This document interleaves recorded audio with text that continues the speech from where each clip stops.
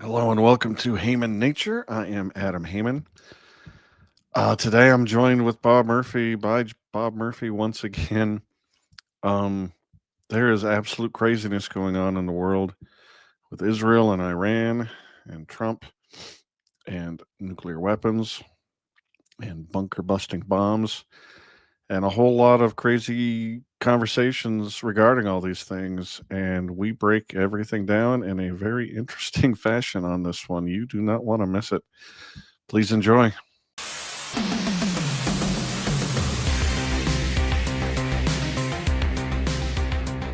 Hi, Bob. Hey, Adam. So what's going on? Anything in the news? Yeah, I was going to make the same gag. It's like, I don't know if I told you, but I spent a week or so up north out of the Las Vegas heat, headed up to Lake Tahoe and then to Reno, and then just came back. So yeah, what's new? Anything happened while I was gone? I think that maybe there might be a tariff war or something. I don't know.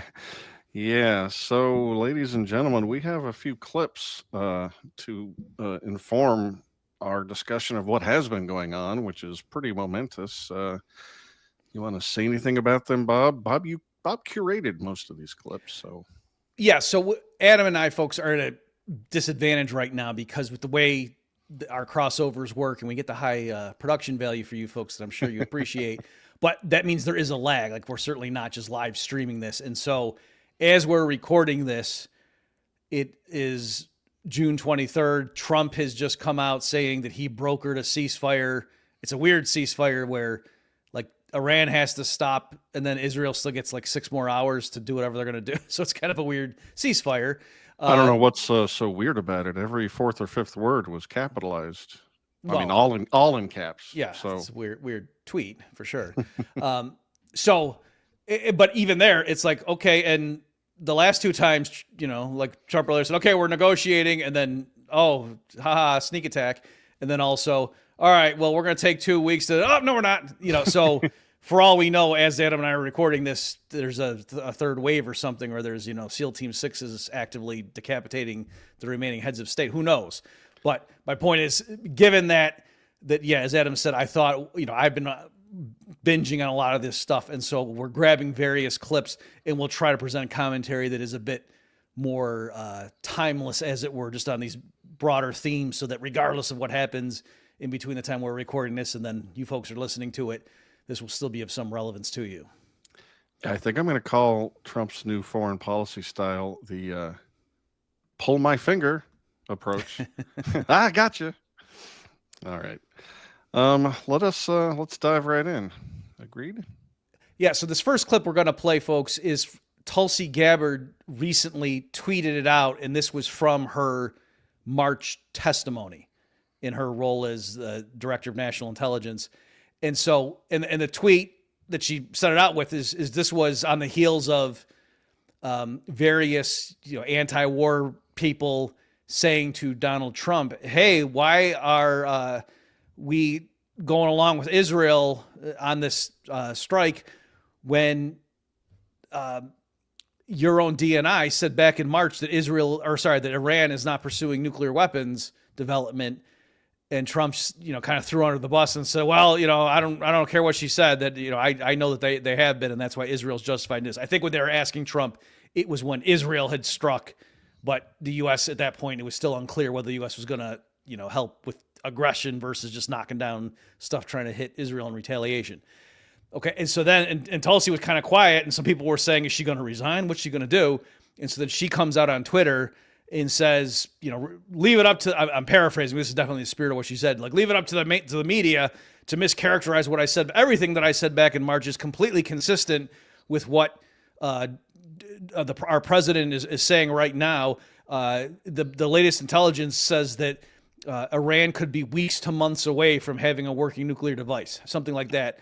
And she said, and this is consistent with what I said. And then she said, this is my full testimony below, right? So she was saying that, hey, people have been taking me out of context or something. Here, go look at what I said below. And then as she's tweeting this, she types in the tweet, Iran is weeks to months away from having a working nuclear device, something like that. So, okay, so that's the context for this clip, which is from her testimony back in March that Tulsi is saying backs up everything that Trump was doing when he was supporting Israel in its strike against Iran.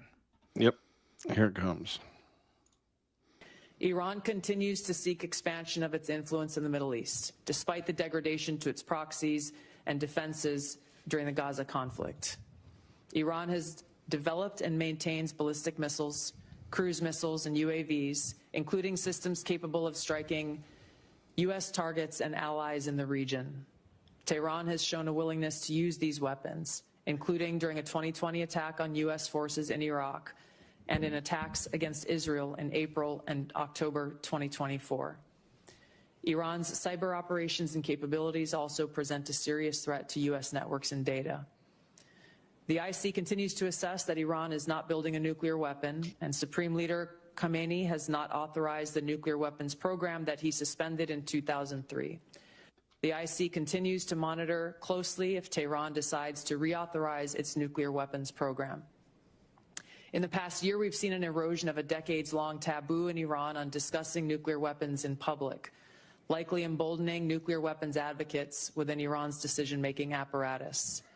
Iran's enriched uranium stockpile is at its highest levels and is unprecedented for a state without nuclear weapons. Iran will likely continue efforts to counter Israel and press for U.S. military withdrawal from the region by aiding, arming, and helping to reconstitute its loose consortium of like-minded terrorists and militant actors, which it refers to as its axis of resistance.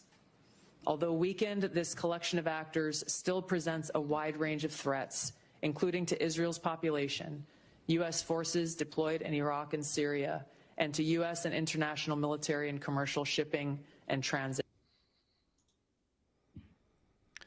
Okay, so what you'll notice she didn't say in that clip was Iran is weeks to months away from having a working nuclear device. Right. Okay, which, if that's what she thought, might be relevant to bring up, right? And so she didn't say that. It's not just that, oh, well, she was summarizing, and actually I went and got the actual report that, you know, her office or whatever you call it put out to accompany, you know, her testimony there. And I read the whole section on Iran, and it didn't say anything about a timetable like that. And it said what, you know, she said there, and what it said in the report is that Iran, you know, there's no evidence to suggest that Iran has reactivated its actual program to try to develop a nuclear weapon. Okay, so there's that element. And as I said to her on Twitter, she didn't respond. As I said, you know, I laid out some options, and I said, you know, which of these is it? And I said, I don't remember the order I said it, but like back in March, you didn't think at that time that Iran was only weeks to months away, you know, which that's possible. Or I forget what B was. And then C, I said, or is it possible that, or no, I said B, option B was, you did know that Iran in theory could have a working device within weeks, and you just didn't bother telling that to anybody when your job is to, you know, assess threats and give people feedback as to what's the level of threat from Iran, that you didn't mention, hey, they're only weeks away, which seems like that's kind of a relevant thing you should have mentioned. Or option C, I said, when you said that Iran right now is weeks to months away, you meant anywhere from 52 weeks to 24 months. You know, that's another possibility that would reconcile you not bringing that up and now telling you, right? So, of course, I think the real reason is she didn't think that, you know, back then, and is now just saying that so that she's not in this awkward position where it looks like her testimony was contradicting, you know, what her boss wants to do. One thing I will say, and folks, this is, Adam knows this is true, that I actually originally, when she came out and said that, and people were, you know, getting mad at her and everything, I was beside myself. Like, how did we, meaning like the anti-war side, let this happen? Because guys like Konstantin Kisin, who had just debated Dave Smith on Piers Morgan's show, and we have a clip from that, folks. I don't know if Adam and I'll get to it, but you know, that's coming if we get to it. And Kisin was running victory laps and retweeted her tweet saying, this is what I said to Dave Smith on Piers Morgan's show, that the anti-war activists are cherry picking her testimony, making it look like she's on their side. No, she's not. She was warning what a grave threat Iran was. And so I was thinking, number one, if Tulsi did either say, or if that report had weeks to months, and our guys missed that, and then we're like pointing to her as to say, haha, see, even she agreed, then that was just a really bad mistake, you know, on a quote, our guy's part. But then when I went and looked at it, no, I'm exaggerating. This is just Tulsi sucks, right? So that's, anyway, I'm just saying, folks, it's not that I'm a reflexive cheerleader endorsing everything like Dave Smith said. I was getting ready to say he screwed up on that, but he didn't. He was entirely correct by saying Trump's own DNI didn't say anything about this. And now when she's saying the weeks to months thing, I mean, she's just making that up. Yeah, it seems pretty obvious that this is just her, backfilling, retconning the history to try and make it line up with whatever Trump and his administration are saying right now. It's pretty weak sauce. It's kind of related. Scott Horton and Dave Smith are making stronger arguments now, but over the recent years, I've always thought it was a little weak to be stressing the fact that Iran, doesn't have a nuclear program and isn't trying to make a nuke and trying to prove such a thing when the war hawks are just going to think you're naive. How could you possibly know? They're doing it surreptitiously. And it just glosses over the fact that, even if they were building one, that doesn't just automatically mean that we should try to do an intervention or a regime change or invade them to try and stop them. And Scott and Dave are making that argument now more explicitly, but I've always thought it was a little bit of a hole to just try and argue the facts about whether Iran does or doesn't have a nuclear program when, it's a much stronger and cleaner argument that, we don't want to invade them either way. It would be bad either way.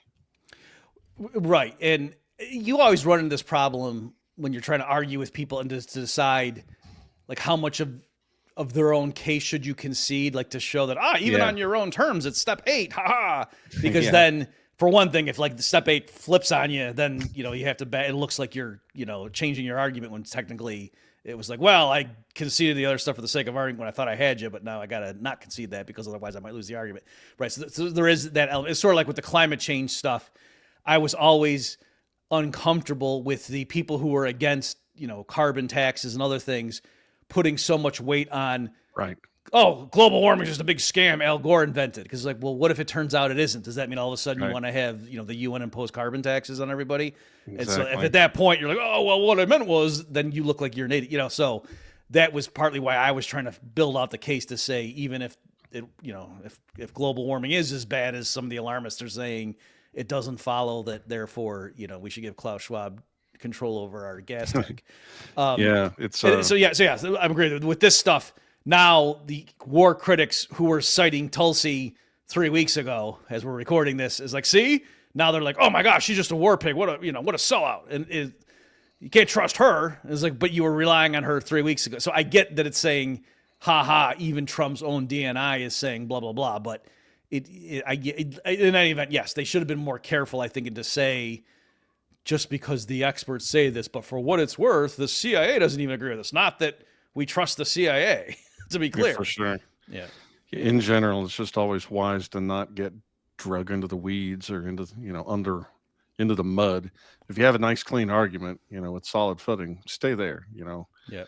If I could say, I know we got to keep moving here because we have so many clips to get through, but I didn't even catch this until I was just listening now with fresh ear, when she was explaining how bad Iran is, and she was saying like they hit, U.S. forces in Iraq in 2020. Well, yeah, but you know what else happened on January 3rd, 2020? Trump assassinated one of their generals when he went to Iraq. So arguably that might have been a reason why you could see why the Iranians might say, and also the Iraqis were really upset. Like, what do? You can't just kill people when they come visit us. What are you doing? So and with weasel words, they struck one of our bases like it's in Texas or something. But no, we've got military bases surrounding that country over there. And it was in response to us assassinating. Anyway. All right. Why don't you set up our next clip, which is Glenn Greenwald. Oh, yeah. I mean, this one's going to be pretty self-explanatory. He was just, going off on stuff and had this particular factoid. Yeah. Again, just to kind of remind people, if you just step back, the point isn't that, the Iranians are the good guys, but the point is the Americans are not the good guys either. Like, if you could just, I think, urge Americans just, again, to step out and just like say, why do they keep hitting us? Like, again, we surround their whole country. We've been toppling anyway. But yeah, so this will give it an example again for people to understand, well, gee, why would it be that countries around the world might not trust the United States government? Amen. All right, here's Glenn. Let's go over some key facts here. First of all, Iran is now the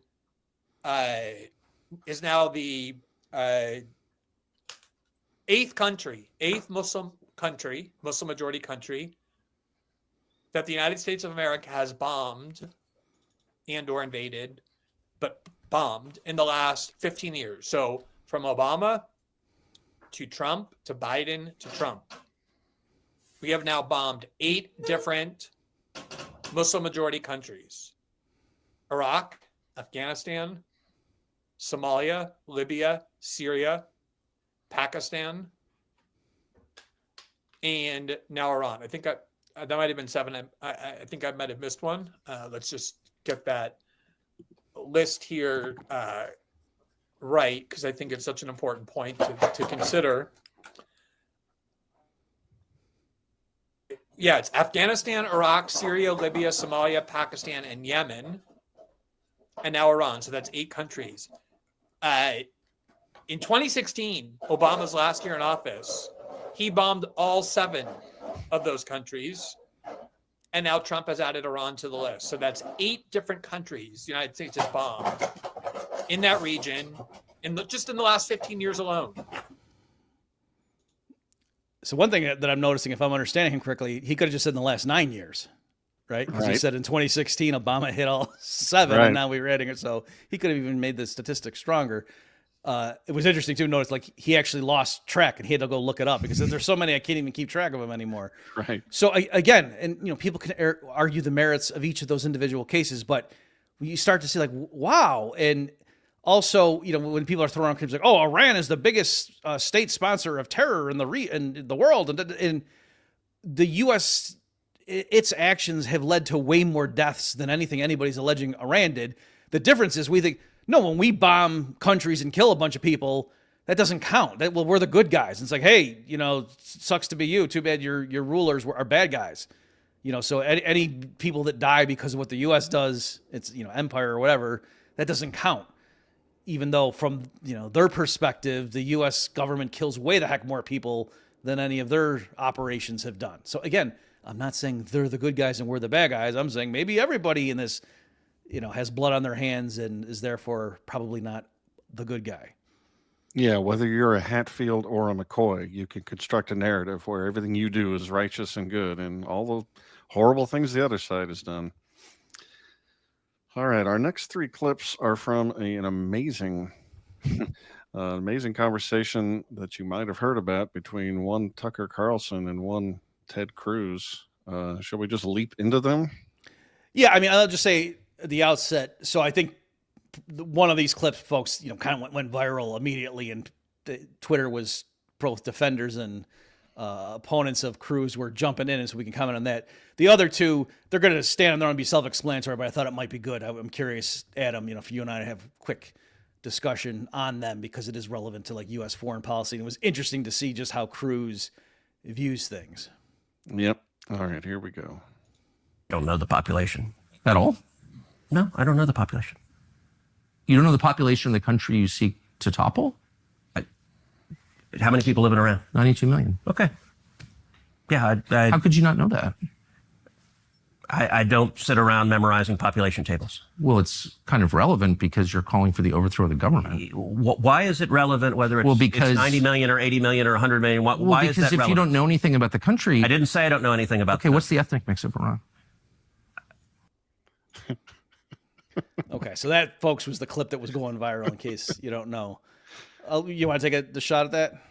I just think it's hilarious that Tucker's like a dog with a bone. He just wasn't gonna let it go, and it's dangerously close to the "what have you never even been" criticism. Right. It's not quite that bad, but it has shades of that. It's not like you're attacking the argument specifically. You're just trying to demonstrate that the guy doesn't know what he's talking about, which may or not be the case, but you're not demonstrating it. Yeah. So on that, I understand like your reaction, and I was getting the defenders of Cruz who were really outraged at Tucker, and there was some memes, some better than others. But like I saw a guy, he posted a picture of a jar of jelly beans, right? And he said, I think it would be good if Iran didn't have nuclear weapons. Okay, well then how many beans are in this jar? Right, as if that was, and I thought, okay, that's ludicrous. That's like a twofold fraud based on what happened, is because obviously, number one, it's a lot more relevant if you're advocating for regime change, which Cruz was in that interview, by the way, folks.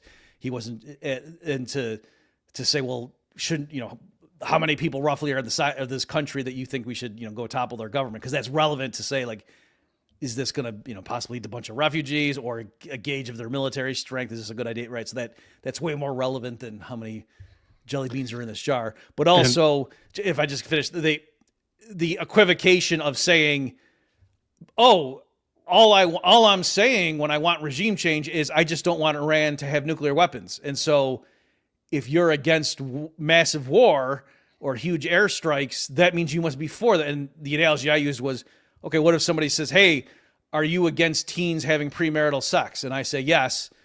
Does that commit me, therefore, to having Israel go assassinate frisky couples? And then I said, what? I thought you said you were against it. You know what I mean? It's got to be. Right. So I'm just pointing out that, I get it. It's Twitter. It's a meme. It was supposed to be funny. But I'm saying, like, everybody piling on both sides, I think it was just, making it ridiculous. But go ahead.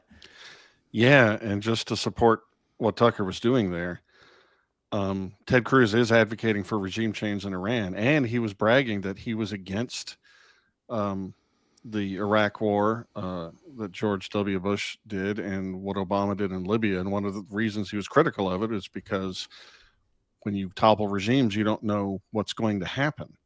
Mm-hmm. And so, you might want to know the answer to the questions that Tucker was asking, especially what's the ethnic makeup of the, the population, right. What's going on in there, to try and, because do you have a plan for what's going to happen, or an inkling about what's going to happen if you topple this regime? So from Ted Cruz's own perspective, he should know these things if he's advocating for something as risky as that. Right. And by the way, so again, when I saw that clip, my reaction was the same as yours, Adam. I said, oh, the Douglas Murray fans are going to, pounce on this and use it to say Dave's being a hypocrite for, because he probably would like that.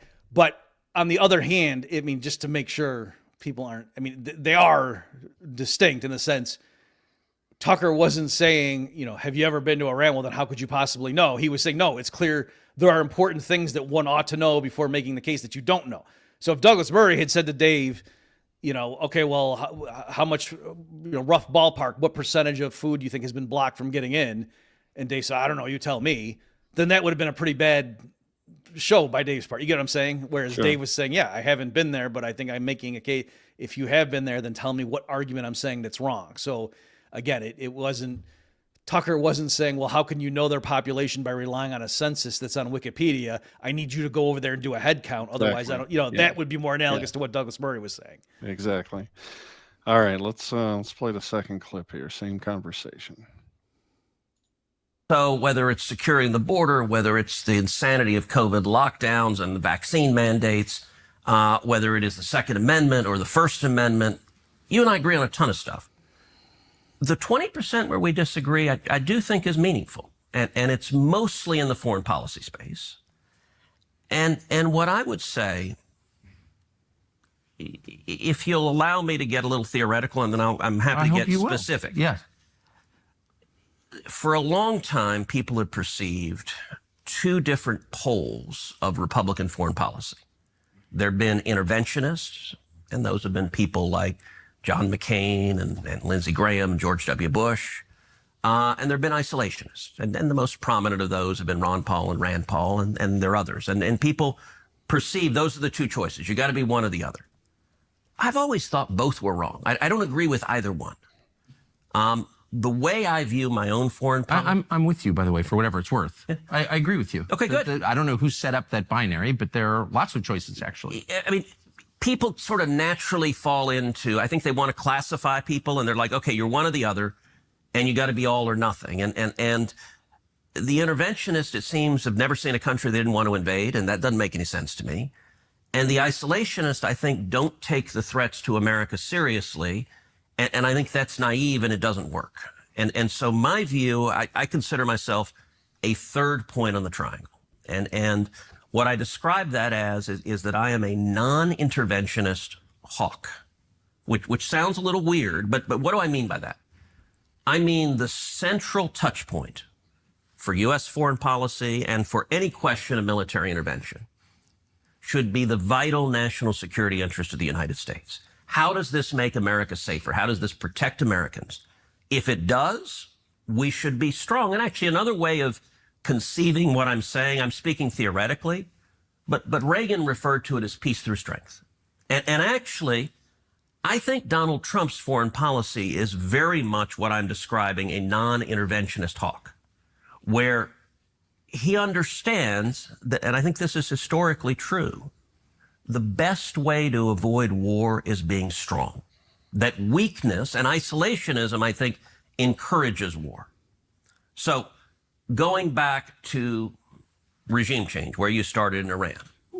So just to make, I don't think I disagree with anything you've said, so we may not be that far apart, really, because you said that the single criterion for making decisions about America's foreign policy is America's national interest. Yes. That's it. Yeah. Which is also America first. That's another way of putting that as I think well. it's the definition of it. Yeah.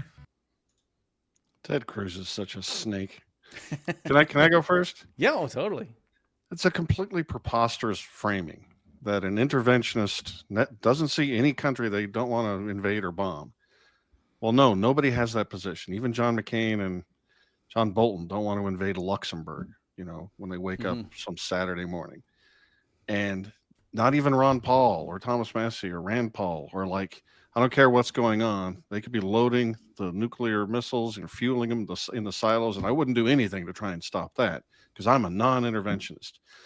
Nobody has any of the positions that Ted Cruz just insisted were the two poles that everybody falls into. No, everybody who has a view on foreign policy says that theirs is one that just makes sense. We intervene when it makes sense to do so. And he's trying to bamboozle you into thinking that he's just some sophisticate and everyone else just has a reflexive position on whether intervention makes sense or not. And that's just a lie. That was awful. Right. Yeah. So I thought you would like that because to me, it reminded me of your disdain for the minarchism that comes up often and how they're trying to have, thread the needle. And you're right. I was going to make an analogy like economic policy and say what Ted Cruz is a market socialist. See, so you got some people that they just want the government to run everything. And then there's other crazy people that don't want the government to do anything. And so what I'm saying is government intervention only when it is a good idea. That's what I'm for. Unlike these other people who say, even when it's going to be a disaster, I'm either for government intervention or even though, I know it would be good for Americans, but I'm against it on principle. Right. And he's saying, instead of that, no, I want the government to intervene in the economy when it's a good idea and we'll do good things. So yes, like you're saying, everybody thinks that's what they're advocating. And then also about that, the thing that I thought was interesting was him conflating, well, I don't know. He was saying that, you got to be strong. And that's the best, foreign policy is peace. The way you have peace and don't need to go around intervening is if you're strong. And then he said, and that's why you can't be an isolationist because that's weakness.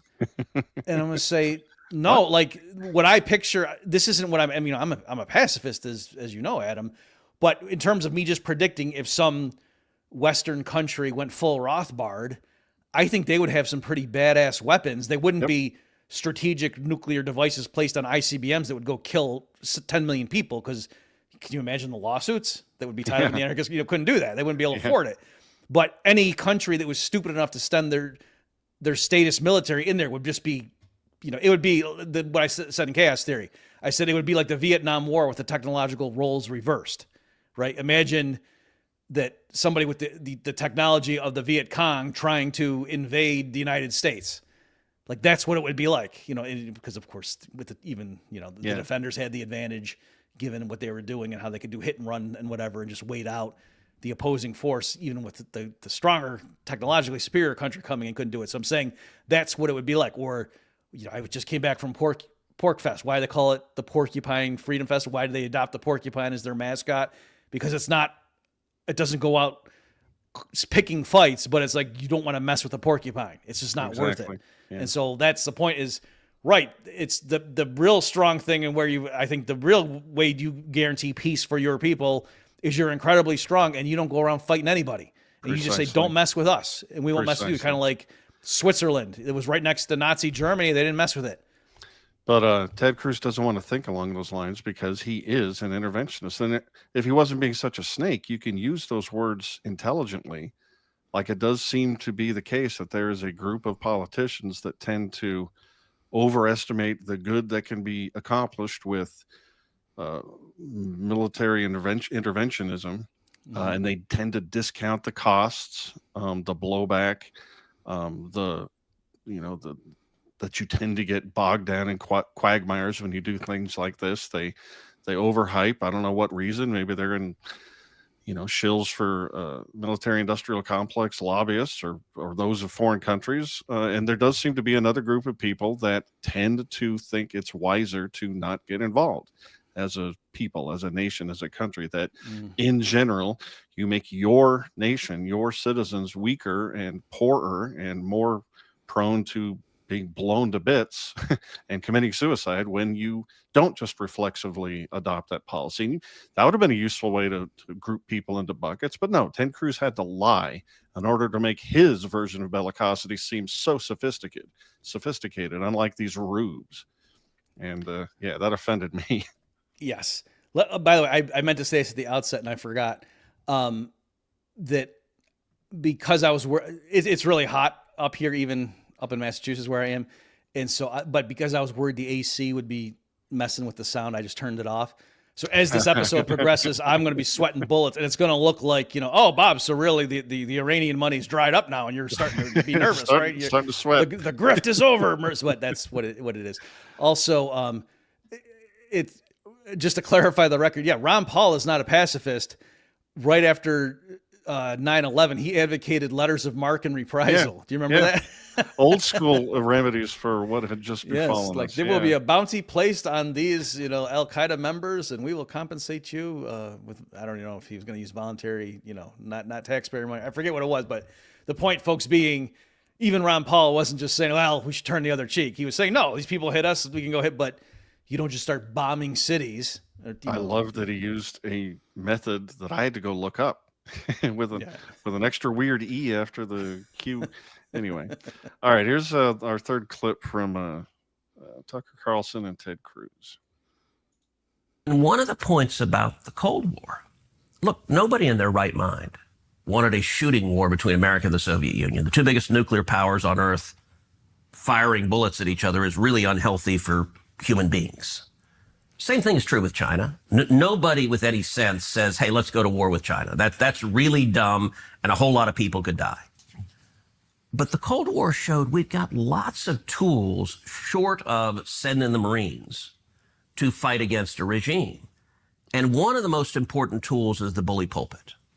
And so when I say I support regime change, I actually think just simply laying out what the Ayatollah does. And so I spend a lot of time, I speak to Iranian dissident groups. I speak out against human rights abuses. I think shining a light on the depravity of leaders is a really powerful tool that America has. Should we limit our activity to that? It depends. Again, because the U.S. government pays opposition groups, militarized opposition groups in Iran to overthrow the government. We've done that in a lot of different places, as you know. I'm not saying it's bad, but that's very different from what you're describing. You're saying we're making a moral case, as we did for 7 years with the Soviets. Our system works, yours doesn't. Yep. And I think we made a credible case for that, and we beat them over 70 years economically. And that was a huge part of it. Right. I think everyone would agree that was the main part of it. We didn't beat them in Vietnam or North Korea. The main part of it, but it was tied to a military buildup. So I think it was two things. It was, one, the clarity. So Reagan came in, and he described the Soviet Union as an evil empire. Right. And all of the intelligentsia in D.C., all the Democrats, all the media, they're like, what a horrible thing to say. You can't say that. Reagan went to the United Kingdom and he said, Marxism, Leninism will end up on the ash heap of history. People were horrified.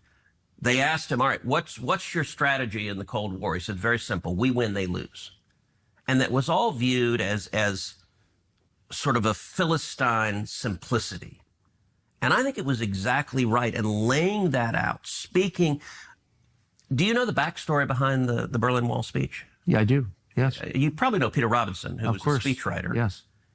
So 3 times the State Department deleted those words from that speech. And 3 times Reagan wrote it back. And the State Department argued, they said, Mr. President, you can't say this. This is too bellicose. This is too provocative. And my favorite, they said, this is too unrealistic. The Berlin Wall will stand till the end of time. And Reagan said, look, this is the whole point of the speech.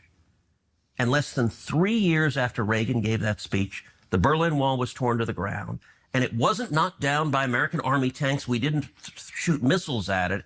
It was shining truth and light that tore it down. It was also rebuilding the American military. It was what was then pejoratively called Star Wars, where the Soviet Union, their economy couldn't match our military buildup, and it bankrupted them. That's an example of peace through strength. I wonder, I mean, is there anybody who was alive in 1989 who wouldn't trade that America for the one we live in now? There's not one person, I don't think. Oh, sure. But, I mean, just the basic metrics, debt, suicide rate, life expectancy, it was... I wonder why, after that victory, America didn't thrive in the way that we thought that it would, that I thought that it would. My family was involved in that. I mean, we were very focused on it in my house. Like, Yeah. we won. And I wonder 2 things. Why didn't the United States kind of declare victory and make some sort of arrangement with Russia that allowed like mutual prosperity rather than continuing a Cold War? And second, I wonder why the United States didn't get a lot better. Like, why don't we have better infrastructure? Why don't we have fewer homeless? Why do we have all these drugs? Like, if we won, why does our country look like this? I walked across from Union Station this morning, as you do, I'm sure, every day. And all those people lying in the street and sleeping outside. It's like, what is that? What is that? So a lot there, but I thought there was, I mean, do you want to go first or? I mean, I love the fact that, and Tucker didn't just ask the question once. It's like, I am upset with members of my government who seem to care about everything but the citizens of this country. And like he says, what is that? Yeah, I was glad he asked. I thought that Senator Cruz just weaseled around the subject and never really addressed it. It's like, yeah, I want to fix these things too, but gosh darn these Democrats, and which is nothing we can sorry, do. yeah, for people, the conversation continued, and Cruz he just kept blaming Democrats, and it was a trade-off. I didn't want the clip to be too long, so folks, you would have to go see it to know exactly what Adam's complaining about. But yeah, Cruz kept explaining, oh no, we beat the Soviet Union and everything, and it would have been awesome, except the Democrats control DC. And Tucker, but you guys control Congress, don't you? And well, yeah, but see, the Senator Susan Collins, she won't let us. So it's all the Democrats' fault all the time. It was pathetic. He's just on this grand world stage morality play, and he thinks, he's got that whole the thing all these imperialists have. They think they're the heroes in some grand vision. Meanwhile, as Tucker says, the place on earth that Congress is authorized in the Constitution to, run is a hellhole. Yeah. Is there anything we can say or do to make we're over $36 trillion in debt? And is there any way you could possibly quit wasting our blood and treasure on these foreign wars? Anything we can say to get you to stop that? The other thing that I thought was interesting was the reason I included it in the clip, all the stuff about peace through strength and the rhetoric and a city on a hill. And City on a hill, yeah. Rand Paul could have just said all that and said, and that's why I think us shooting missiles at Iran is a really bad idea.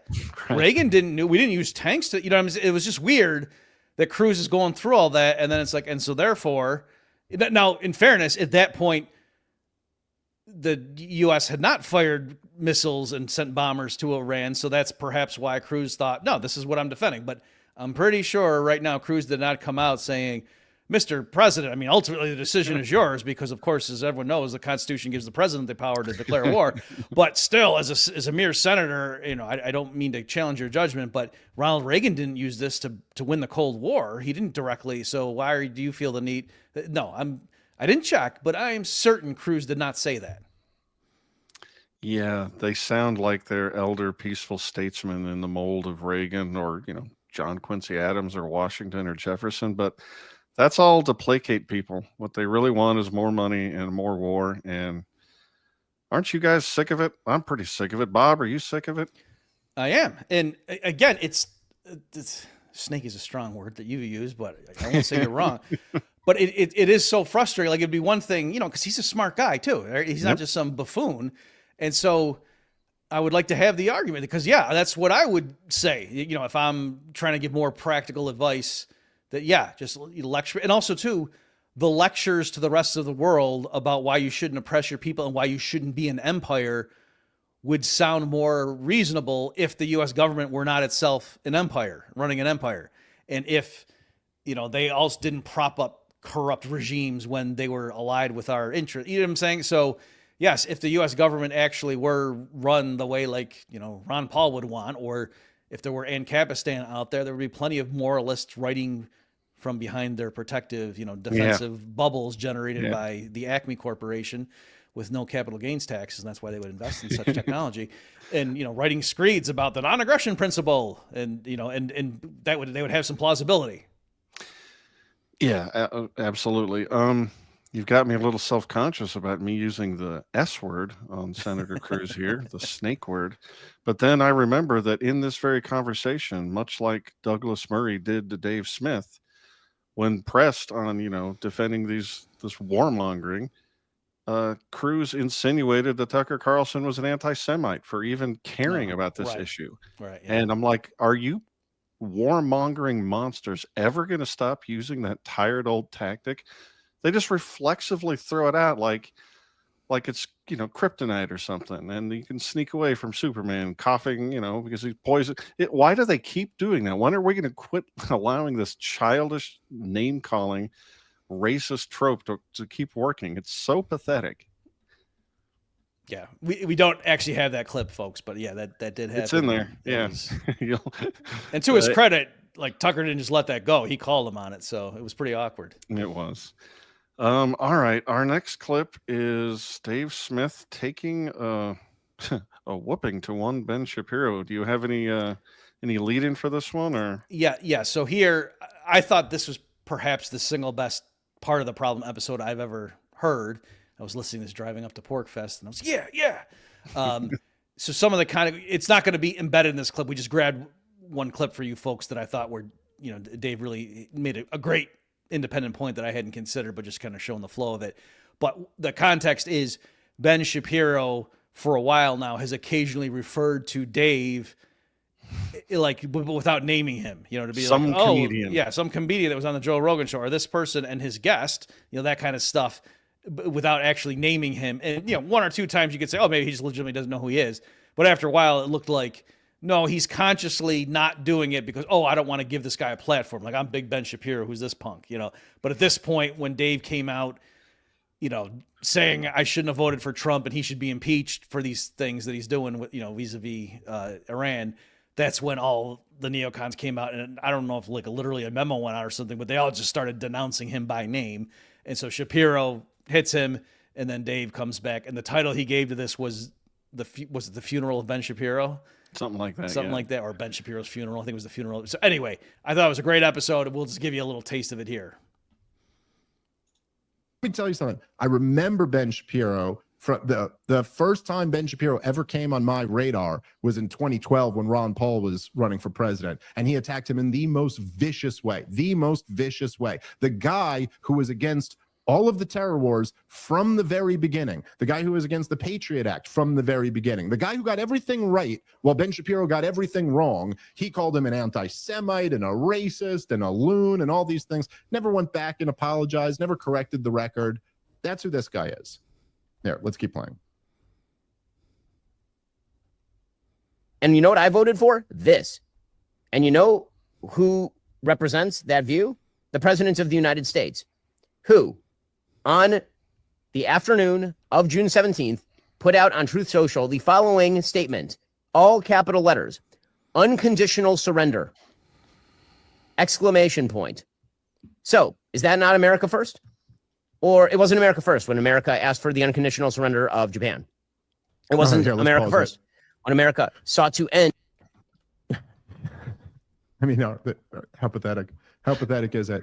Oh, okay. So you're bragging on one hand that he's decapitated Iran without firing a single shot, and then also boasting that he's demanding unconditional surrender.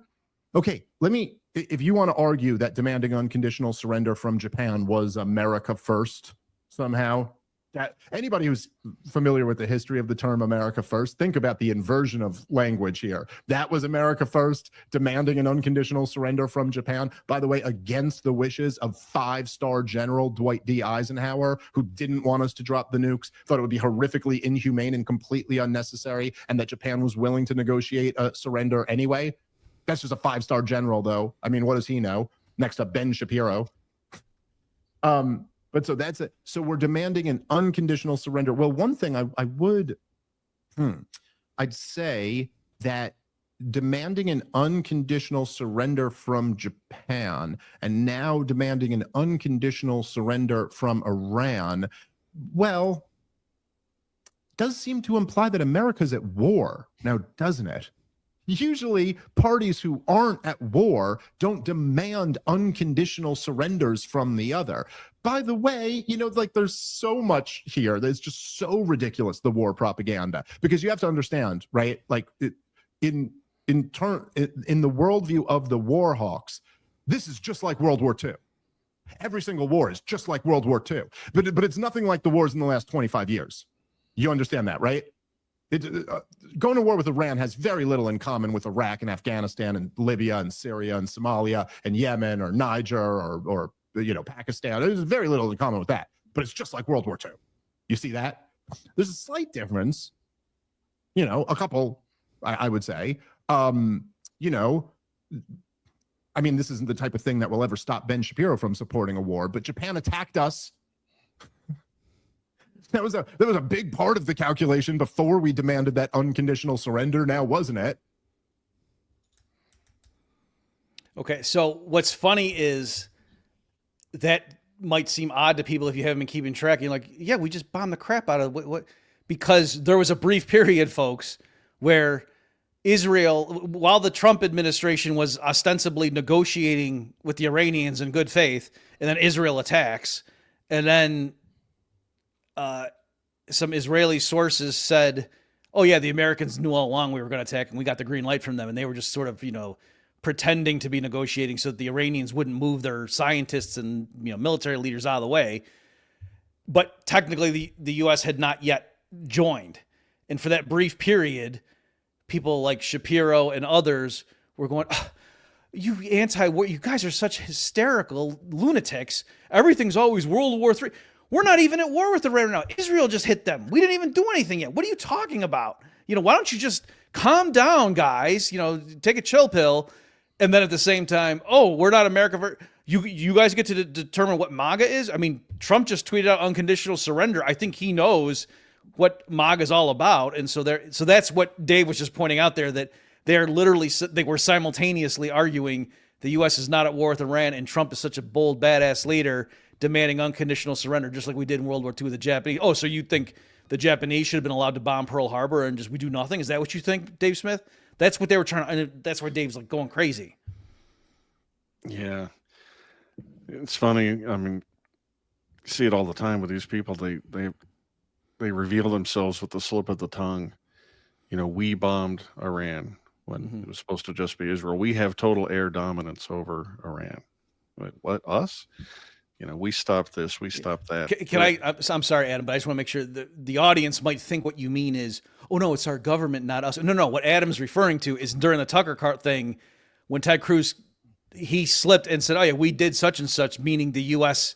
And then Tucker said, wait a minute, I thought we weren't at war. I thought it was just Israel. He goes, well, so that's what Adam's referring to. He doesn't mean like the collectivist thing that libertarians often criticize. No. He means, even in context here. Exactly right. And, hypnotists will tell you people reveal everything with their little, not the words that they choose that they weren't thinking about, trying to accomplish some goals. We did this, and they weren't thinking about that word but it tells them everything about their mindset. We are joined at the hip to this other country and enacting their foreign policy, whether the citizens of this country like it or not. And it's something to behold.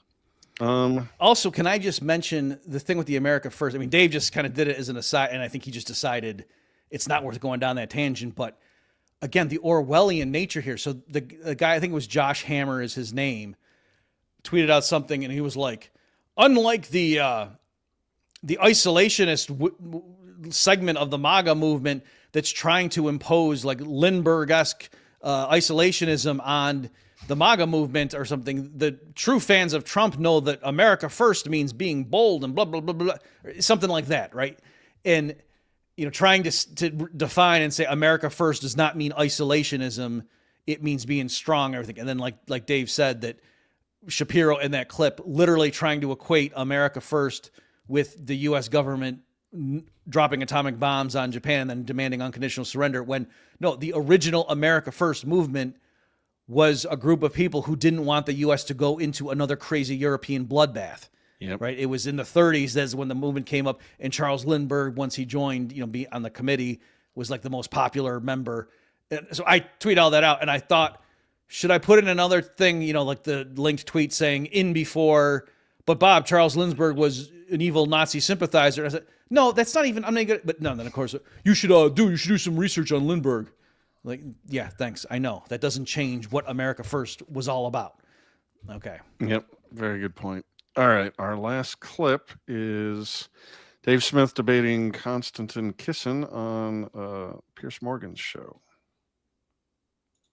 I think what you're seeing is actually the opposite of the way you characterized it. I don't think you're seeing a massive response from Iran. I think you're seeing as good as they can do, and it's not very much.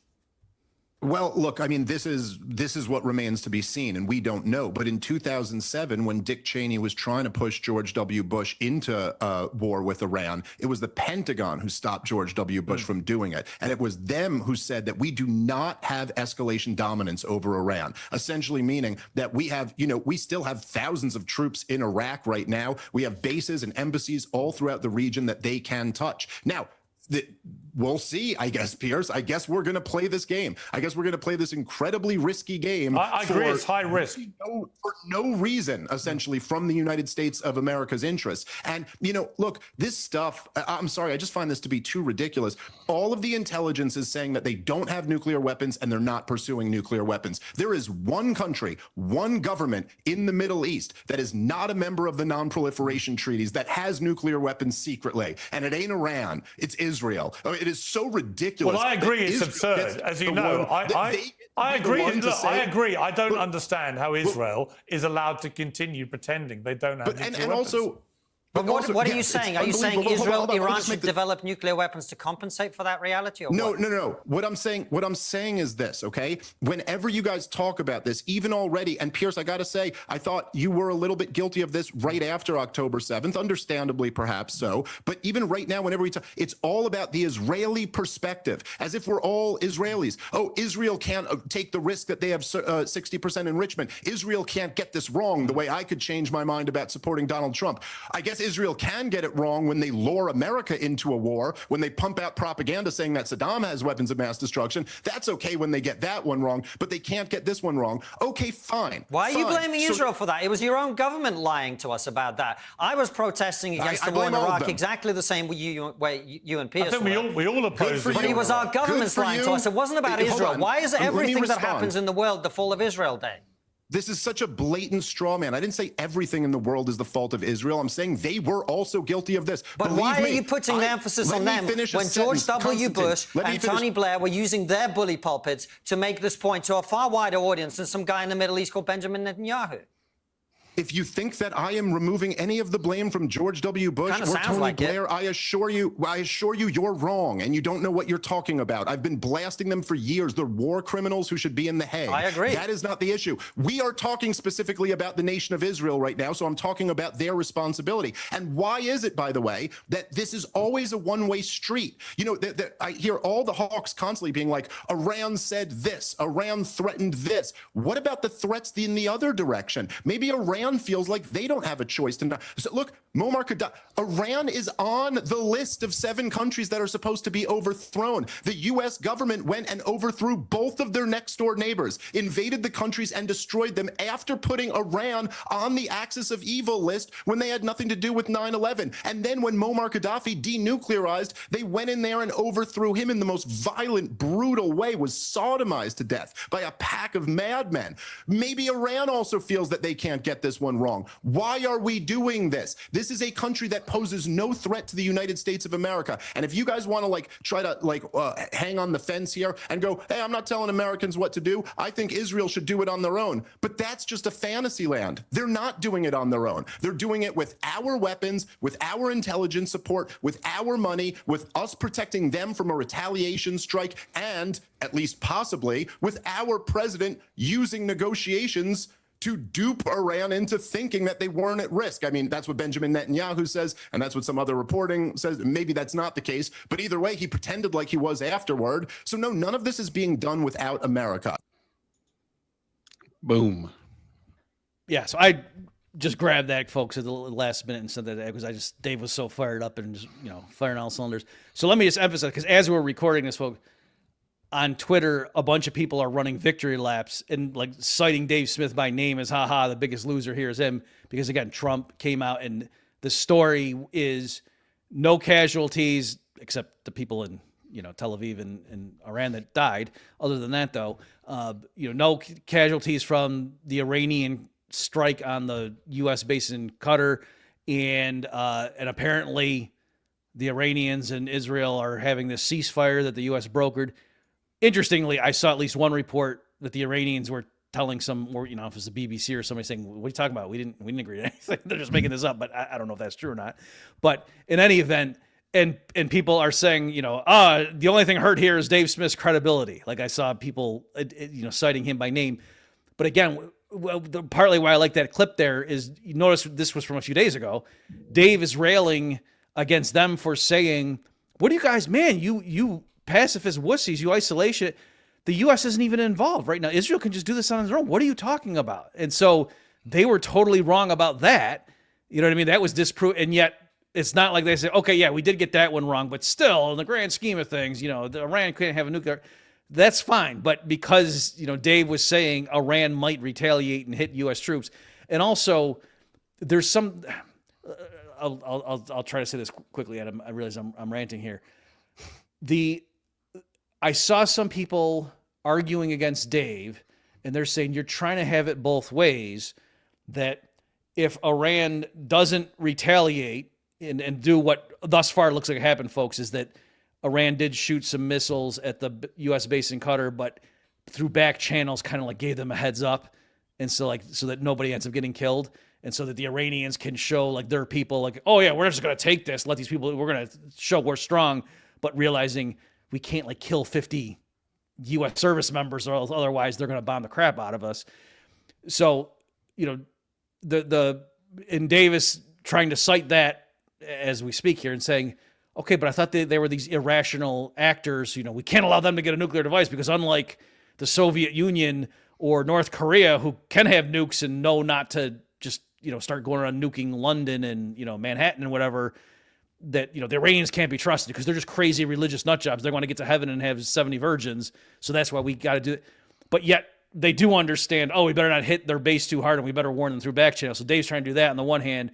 But then if the Iranians did, send a massive retaliatory strike and kill 200 Americans in one day, Dave would have also said, I told you. And so I can see how, the Hawks are accusing Dave and saying, okay, so no matter what happens, it proved you were right. But again, I could flip that, and let me just read, and then I promise, Adam, I'll let you talk. Is I had, I just thought it was amazing the specific way that he put this. Oh, and of course now I can't. Oh, here it is.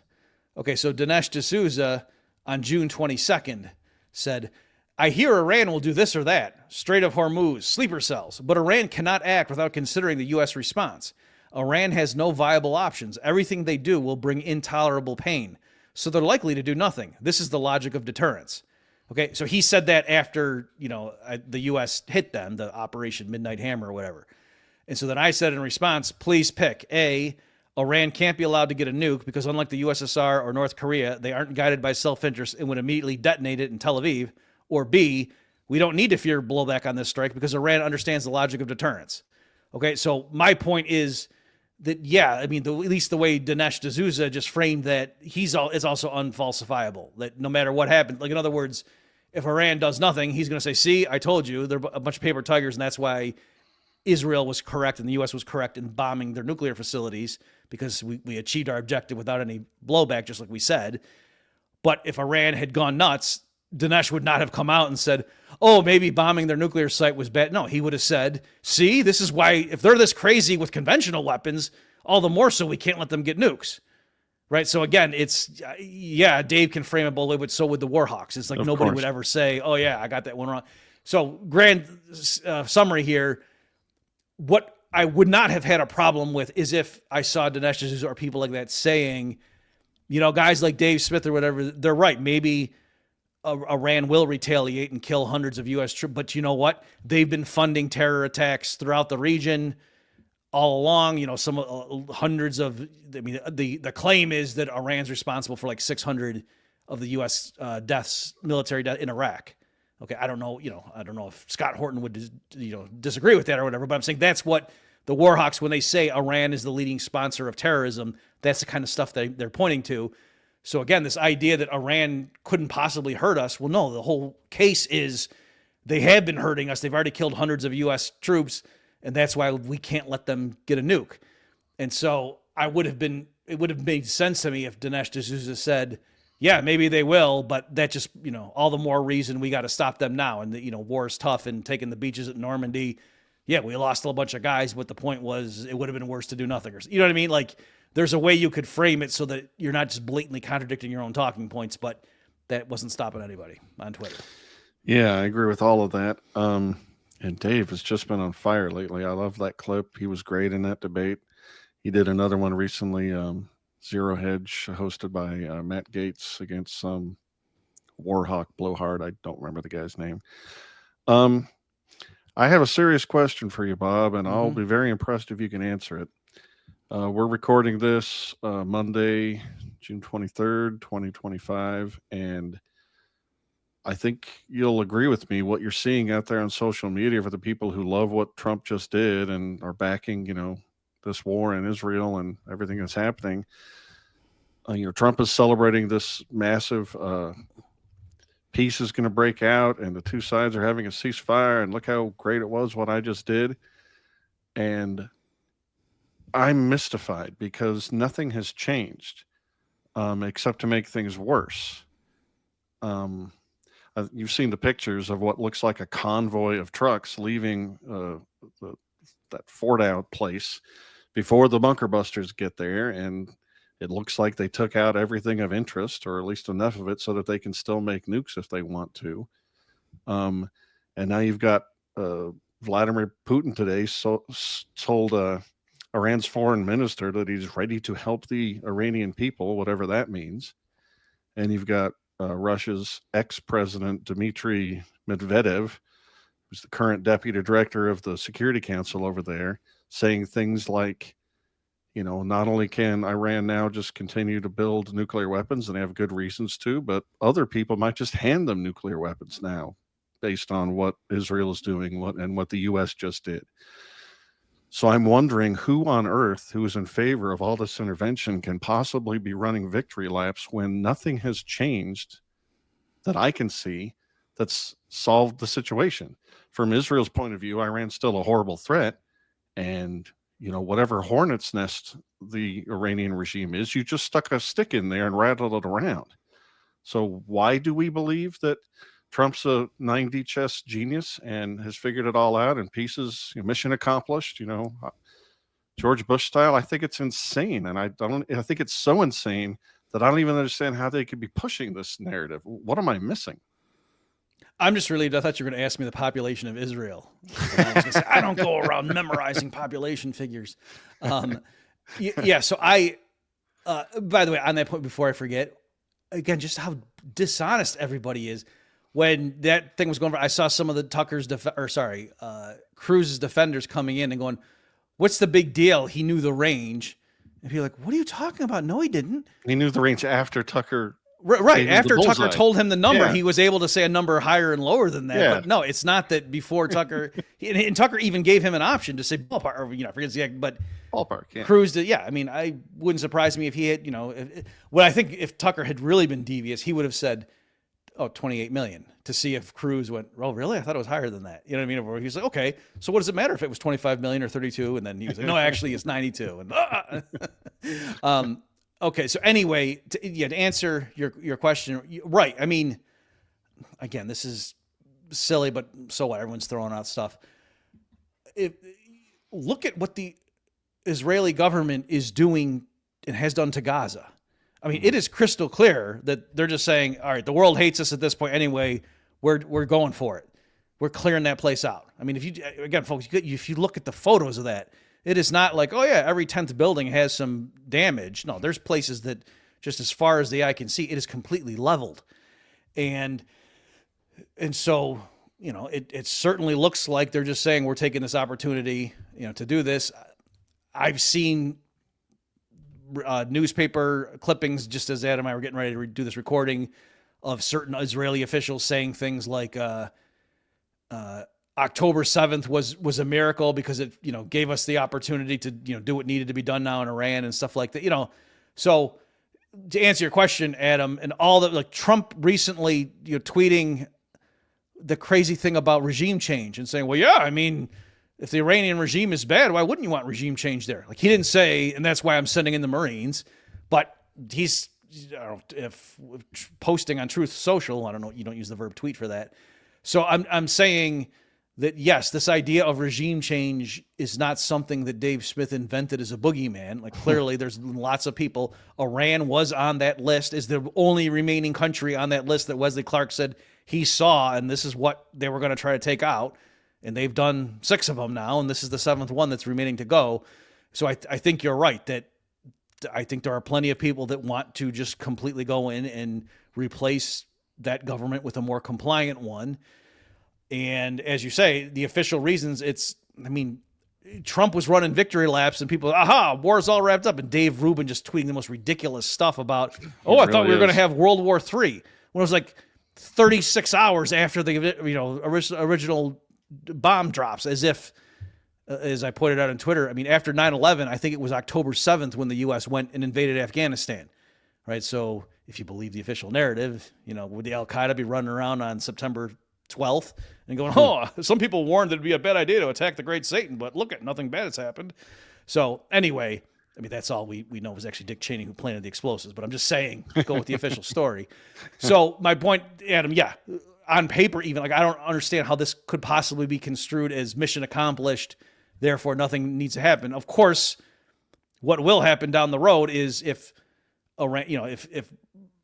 things explode around the region and they're saying, oh, this is because it was sourced from Iran or whatever, then the hawks will say, see, and geez, guys like Dave Smith said that, oh no, the Iranians are, you know, Boy Scouts. I thought, you know, but look what they just did.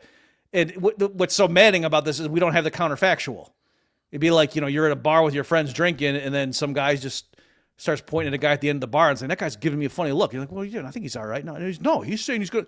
And then goes and kicks him in the nuts, and then the guy starts swinging and then comes back and, you know, I told you that guy was a problem. I was like, well, what did you think he was going to do? You know, so again, with all this, a lot of it is the framing. And yeah, if you're just absolutely certain that your government and your allied governments are the good guys always and everywhere, and that, geez, we're just minding our own business and all these countries keep trying to attack us for no reason, then yeah, you can go through life thinking that, but that doesn't seem to be the way this is playing out. And in any event, yes, to answer your question, Adam, it would seem to me the lesson would be, you know, if you were these governments who are not friendly with the U.S. right now, is yes, we need to get nuclear weapons as soon as possible, because that is the only way. You could be in the middle of negotiations with them and they will just start bombing you. They will assassinate your leaders when they're in other countries, on countries that are ostensibly friendly with them. And then just say, what are you going to do about it? We're the United States. So they'll just turn off your bank account, you know, seize the assets of your private citizens because they don't like what the government's doing. Like, we cannot be using the U.S. dollar. We can't be using their banking system, and we need to have nuclear weapons because that is the only thing that the Americans respond to. You know, kind of flipping it that these barbarians and the militia only respond to one thing. Well, it looks like the only thing that keeps the U.S. from invading your country is if you have a nuclear deterrent. It's so tragically comic that these war hawks keep pushing this narrative that you just said. You know, if you've got a regime that you think is hostile or bad or you just don't like, well, what you do is you overthrow that and install someone more friendly to your nation's interests, as if that that isn't something we have been doing all over South America, all over Eastern Europe, all over the Middle East for all this time, and it pisses everybody off. It causes blowback against us. That was one of the things Osama bin Laden said, was one of the reasons he wanted to knock our towers down, is because of that. And what's so laughable is talking about replacing a regime that offends you for some reason in Iran with one that's more compliant.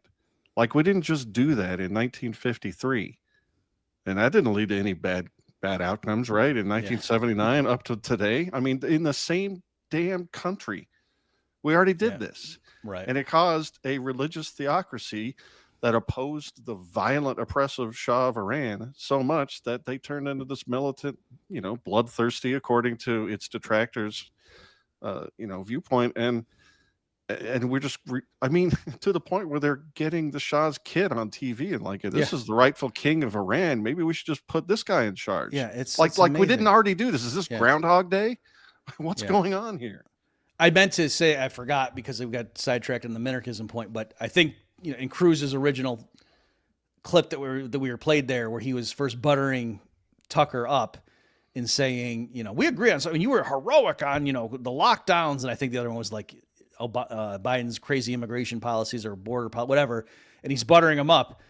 But where we do have a 20% disagreement with the foreign, and it's like, Cruz, it's the same government that was insane, and it wasn't they made a mistake and they just misjudged the efficacy of the mask mandates or something. Like, no, even someone like Ted Cruz would probably admit that, yes, this wasn't just an honest mistake on their part, that they saw an opportunity to seize power and took away the liberty of the American people for no good reason. Okay. And the same thing with, Biden and the immigration. It's not just a disagreement on the optimal rate of, acculturation or something that the area can absorb. No, that's clearly, these were people acting against the interests of the American people, again, in Ted Cruz's own worldview. Right. And so, Tucker, I agree that, our government can't be trusted on these things, but where it can be trusted is blowing up people in foreign countries and letting the CIA overturn regimes and stuff.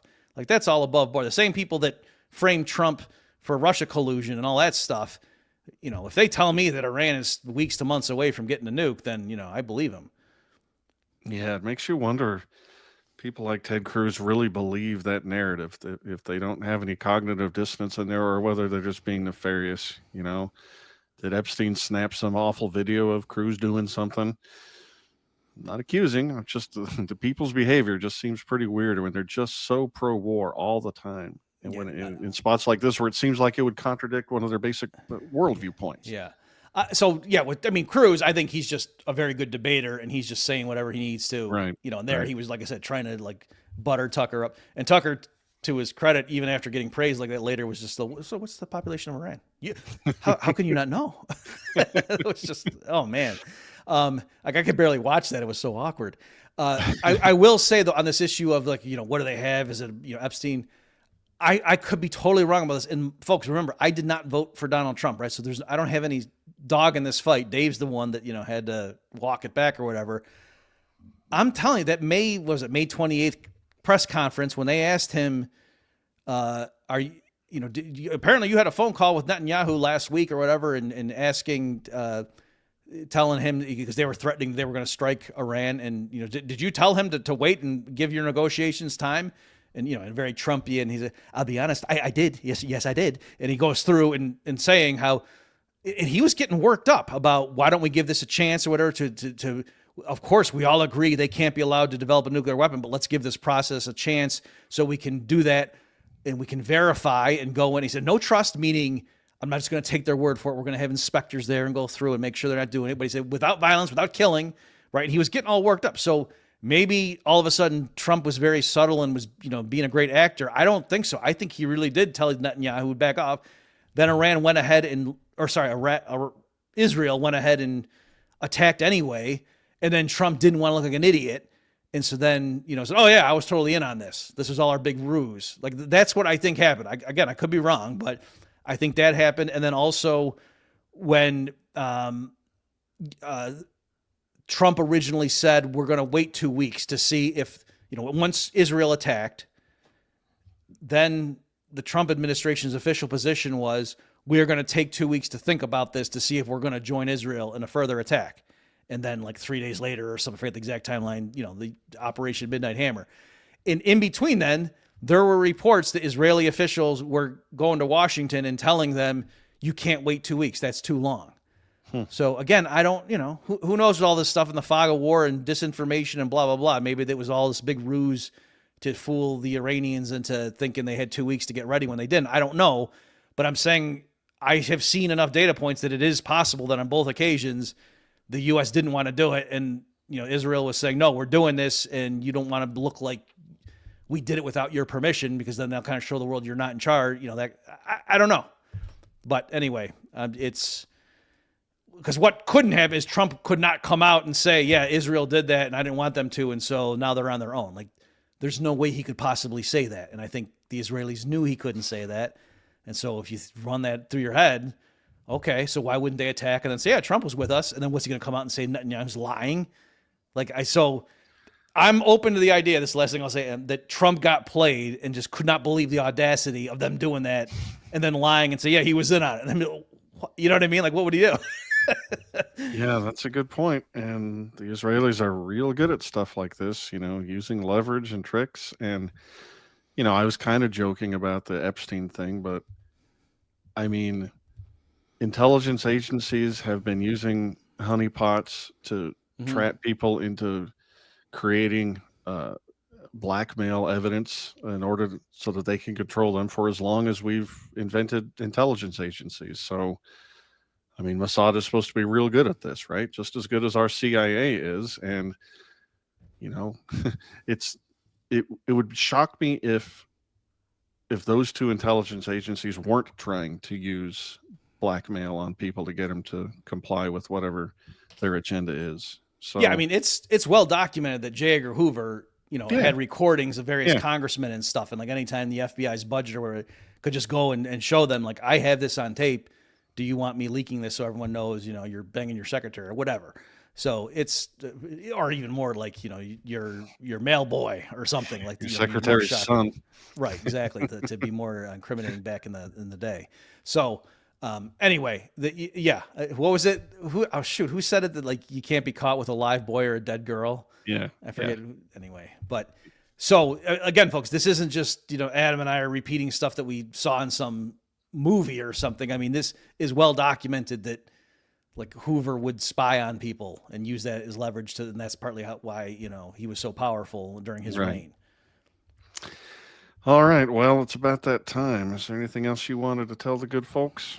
Just that precisely for what happened when I saw the Tucker Cruz exchange, that reminded me when I used to go and testify before Congress, not like I did it a lot. I think it was like 3 times or something on like energy issues and things.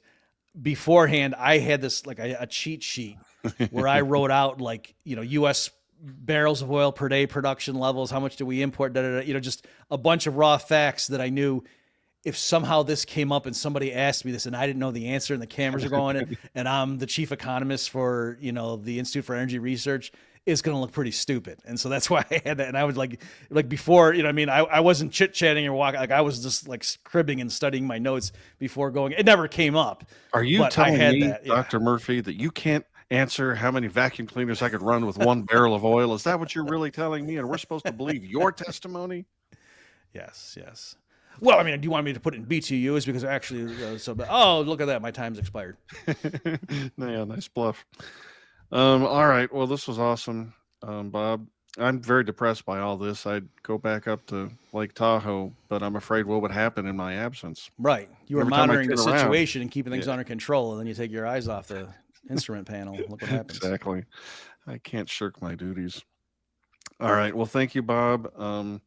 Thank you, ladies and gentlemen. If you're watching this on Bob Murphy Show, please check out Haman Nature on YouTube and podcasts and Substack under that name. And if it's the other way around, check out bobmurphyshow.com.